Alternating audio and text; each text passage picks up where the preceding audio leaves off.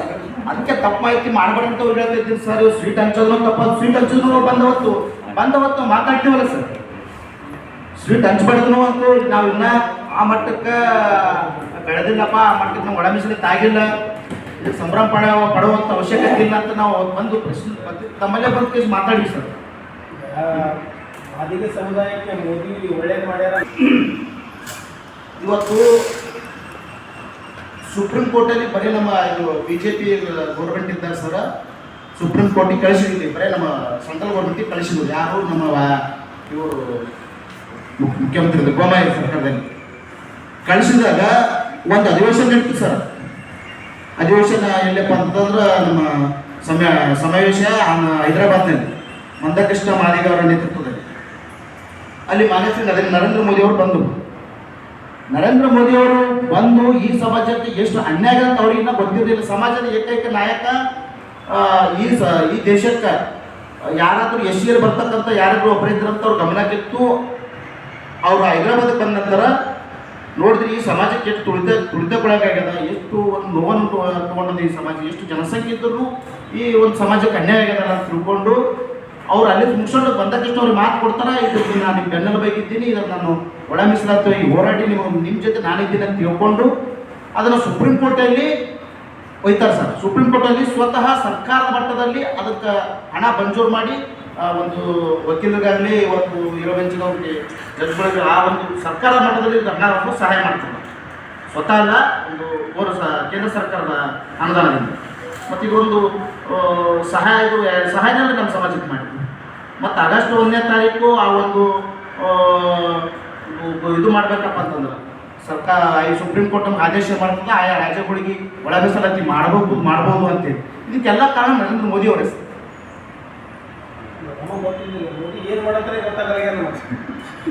ನಮ್ಮ ಸಮಾಜಕ್ಕೆ ನ್ಯಾಯ ದೊರಕಿಸಿಕೊಂಡ ಯಾರಾದಂದ್ರೆ ಅದು BJP ಪಕ್ಷ, ಮಾನ್ಯ ನರೇಂದ್ರ ಮೋದಿ ಪ್ರಧಾನಮಂತ್ರಿ ಆದ ನರೇಂದ್ರ ಮೋದಿ ಅವರಂತ ನಾವು ನಮಗೂ ಗೊತ್ತಿದೆ, ಅದು ತಮಗೂ ಎಲ್ಲರಿಗೂ ಗೊತ್ತಿದೆ. ಆದರೆ ಹೇಳಪ್ಲೇ ಇಲ್ಲ, ಅವ್ರಿಗೂ ಗೊತ್ತಿದೆ. ಕಾಂಗ್ರೆಸ್ ಪಕ್ಷದಲ್ಲಿರ್ತಕ್ಕಂಥ ನಮ್ಮ ಸಮಾಜದ ಇವತ್ತು ಇವತ್ತು ಸಚಿವರುಗಳಿಗೂ ಗಮನಕ್ಕದ, ಶಾಸಕರಿಗೂ ಗಮನಕ್ಕದ, ಜಿಲ್ಲಾ ಪಂಚಾಯತ್ ಮೆಂಬರ್ಗೂ ಗಮನಕ್ಕದ, ಎಲ್ಲರಿಗೂ ಗಮನಕ್ಕದ. ಆದರೆ ಅವ್ರು ಬರ್ತಾ ಹೇಳ್ತಾ ಇಲ್ಲ. ಇವತ್ತು ಬರೇ ಮಾಡಿದ್ವಿ. ಇವತ್ತು ನಮ್ಮ ಚಂದ್ರಯ್ಯ ಸರ್ ತಮ್ಮ ಪಕ್ಷಕ್ಕೆ ಖಾಲಿ ನನ್ನ ಬೇಡ ಬೇಸೋಗೋಸ್ಕರ ನಾನು ಬೆಳಿಬೇಕನ್ನೋ ಉದ್ದೇಶ ನಮ್ಮ ಸಮಾಜ ಬಲಿಪಿಡುವಳು. ಅವತ್ತು 2.25 ಮಾಡಿದ ತಕ್ಷಣನೇ ಹೋಗಿ ಅವ್ರಿಗೆ ಹಾಲಿನ ಅಭಿಷೇಕ ಮಾಡ್ತಾರೆ, ಸ್ವೀಟ್ ತಿನ್ನಿಸ್ತಾರ, ಹಾಲು ತುರ ಎಲ್ಲ ಹಾಕ್ತಾರೆ. ಅವಶ್ಯಕತೆ ಇತ್ತ ಇನ್ನು ಕರೆಕ್ಟ್ ಆಗಿಲ್ಲ. ಇವತ್ತೆಲ್ಲ ರಾಜ್ಯದ ನಾಯಕರುಗಳು, ಕೇಂದ್ರ ನಾಯಕರುಗಳು, ರಾಜ್ಯದ ನಾಯಕರು, ನಮ್ಮ ಸಂಘದ ನಾಯಕರು ಹೇಳ್ತಾರೆ, ಸ್ಪಷ್ಟವಾಗಿ ಹೇಳ್ತಾರೆ. ಆದರೆ ನಿಮ್ಮ ಒಂದು ಬೆಳೆ ಬೇಸೋಗೋಸ್ಕರ ನೀವು ಒಂದು ಬೆಳಿಬೇಕಂತಗೋಸ್ಕರ ನಮ್ಮ ಸಮಾಜವನ್ನು ಬಲಿ ಕೊಡಬೇಡಿ.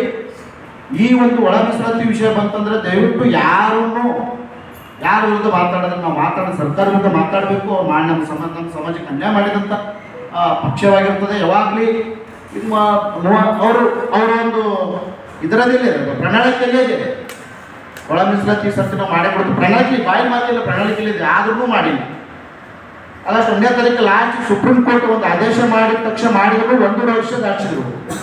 ಅಂದ್ರೆ ನಮ್ಮ ಸಮಾಜಕ್ಕೆ ಒಂದೊಂದು ನ್ಯಾಯ ಕೊಡಿಸುವಂಥ ಕೆಲಸ ಅವ್ರಿಗೆ ಇಚ್ಛಾಶಕ್ತಿ ಇಲ್ಲ, ಮನಸ್ಸಿಲ್ಲ. ಈ ಸಮಾಜ ಮೇಲ್ ಬರಬಾರ್ದು. ಮೇಲ್ ಬಂದರೆ ಬೇರೆಯವ್ರಿಗೆ ಯಾರಿಗೋ ಒಂದು